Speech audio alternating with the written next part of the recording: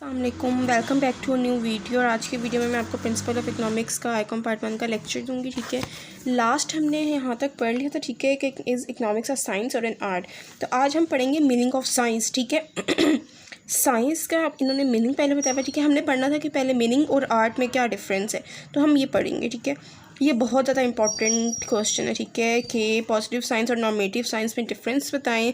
तो ये आप आंखें बंद करके क्वेश्चन कर लें, क्योंकि ये हर बार बोर्ड के एग्ज़ाम्स में आता है और स्कूल के कॉलेज के एग्ज़ाम्स में ना आता है। तो ये आप बहुत अच्छे तरीके से करें। तो मीनिंग ऑफ साइंस में अगर हम पढ़ें तो ये है, science is the combination of information about the realities which have been collected under neutral observation and there is a relationship between reasons and result. ठीक है, इन्होंने बताया है साइंस जो है वो कम्बिनेशन है। देखिए, आपको पता है साइंस क्या चीज़ है, कि इन्फॉर्मेशन होती है। ठीक है, जो कि डिफरेंट साइंटिस्ट जो हैं वो पूरी दुनिया से कलेक्ट करके पूरी दुनिया के मुकाबले में फिर आपको देते हैं। तो वो जो बात इंफॉर्मेशन आ जाती है ना, वो साइंस में आ जाती है। ठीक है, तो अब देखें इसका ओरिजिनल मैं आपको बताती हूँ।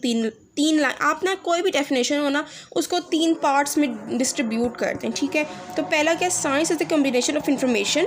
पहले साइंस जो है इंफॉर्मेशन का कम्बिनेशन है अबाउट द रियलिटीज़। ठीक है, हकीकत के इर्द गिर्द, which have been collected under neutral observation, जो कि न्यूट्रल की बेस पे कलेक्ट होता है, कि ना तो वो उसमें एडवांटेजेस में ज़्यादा जाते हैं, ना तो वो डिसएडवांटेजेस को फोकस करते हैं, वो न्यूट्रल रह के। ठीक है, एक बंदा जो है वो न्यूट्रल रहकर फिर ऑब्जर्व करता है। और इसी तरह रीजंस में और रिजल्ट में उसके जो रिलेशनशिप होते हैं ना, उनमें डिफरेंस भी होता है। ठीक है, there is a relationship between reasons and result, और रीजंस में और रिजल्ट में बहुत ज़्यादा रिलेशनशिप होता है। ठीक है, तो how ever science can be divided into 2 parts. तो जो साइंस है वो 2 पार्ट्स में डिवाइड हुई हुई है, पॉजिटिव साइंस और नॉर्मेटिव साइंस। ठीक है, तो अब हम पहले पढ़ते हैं positive science. Positive science basic मैं आपको पहले उर्दू में बताती हूँ। ठीक है, पॉजिटिव साइंस होता क्या है।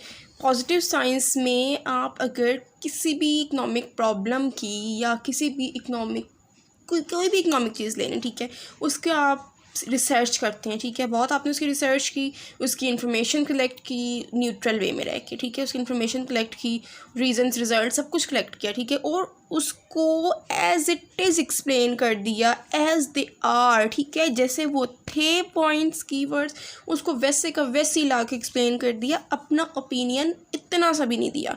ठीक है, वो एक्सप्लेन कर दिया, वो कहलाती है पॉजिटिव साइंस।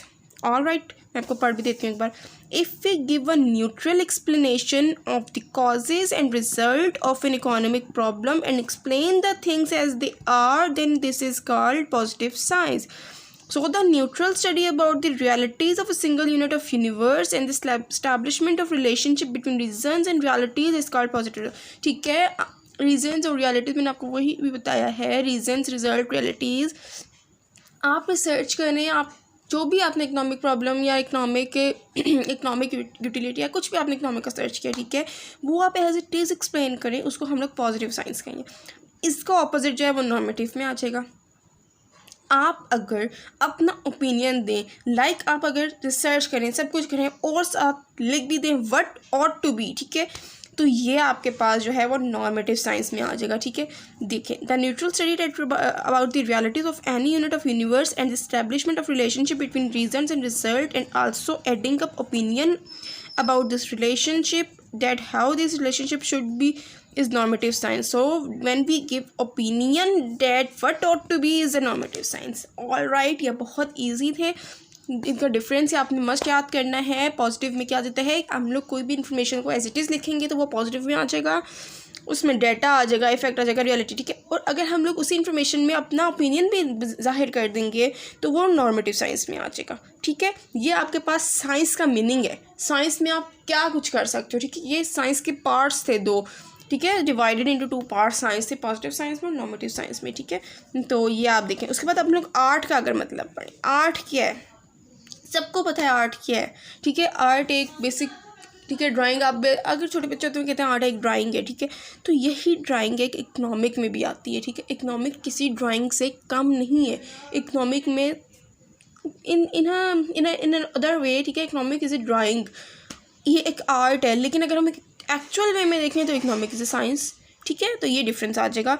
तो अगर हम इसमें पढ़ें मीनिंग ऑफ आर्ट में, तो application of science to attain a particular purpose is called an art. Application of a science, science की कोई भी application to attain a particular purpose, ठीक है, is called an art. Example, इन्होंने example दी हुई है। अब क्या मीनिंग ऑफ आर्ट में क्या एग्जाम्पल आ सकते हैं? Students of engineering when studying books and attending lecture is learning science, ठीक है, but when he uses his knowledge to handle a machine he is showing his art।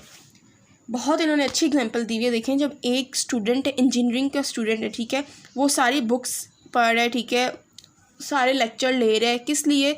Science सीखने के लिए, ठीक है। लेक्चर इज़ लर्निंग साइंस, ठीक है, वो साइंस सीखने के लिए, अपने नॉलेज में इजाफा करने के लिए सब कुछ अपने लेक्चर ले रहा है, अपनी क्लासेस ले रहा है, बुक्स रीड कर रहा है, सब कुछ कर रहा है। लेकिन जब वो अपना दिमाग इस्तेमाल, जब वो उसी नॉलेज को इस्तेमाल करता है ना किसी भी चीज़ के लिए या कोई भी मशीन हैंडल करने के लिए, ठीक है, कोई भी इंजीनियर स्टूडेंट वही सारी नॉलेज अपनी मशीन को हैंडल करने के लिए यूज़ करेगा ना, उसको हम आर्ट कहते हैं, ठीक है।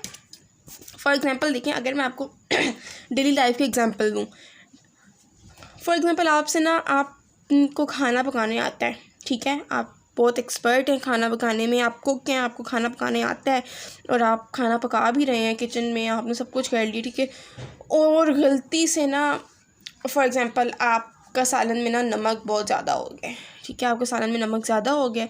अब जो आपने अपनी सारी वो स्टडी थी, ठीक है, आपने खाना जो आपने पकाया है ना, वो आपकी सारी साइंस थी, यानी कि वो आपने सीखा है, ठीक है।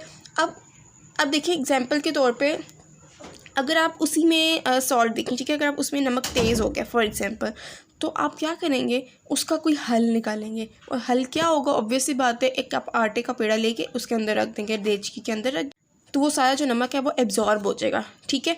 तो ये बात है, ठीक है, ये आपने अपनी नॉलेज इस्तेमाल की है वो चीज़ को हैंडल करने में, ठीक है, खाने को हैंडल करने में आपने अपनी नॉलेज इस्तेमाल की है, और जो आपने खाना पकाया है वो एक बेसिक साइंस थी, ठीक है, वो एक बेसिक साइंस थी जिसमें आपने खाना पका लिया। तो ये छोटी सी एक सिंपल सी बात है, ठीक है जी, वो एक सिंपल सी बात है।